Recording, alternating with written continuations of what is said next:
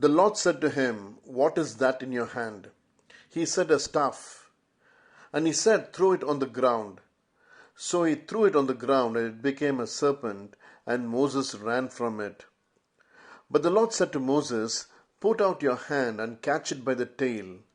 So he put out his hand and caught it, and it became a staff in his hand, that they may believe that the Lord, the God of their fathers, the God of Abraham, the God of Isaac, and the God of Jacob, has appeared to you. Exodus 4, verses 2 to 5.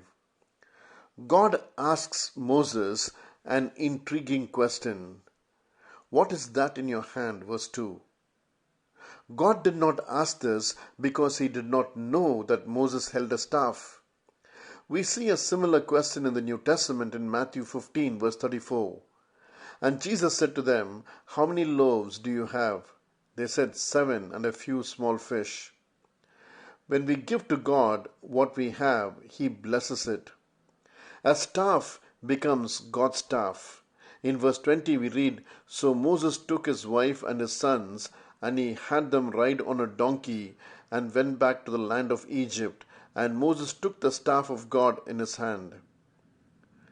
God is not dependent on who we are or what we have, but he may choose to use what we have.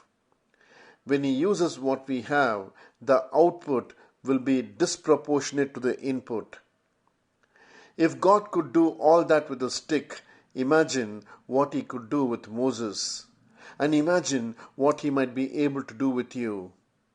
Ryken says, and I quote, "What Moses learned from the stick was that in order to be used for God's glory, he had to place his life in God's hands."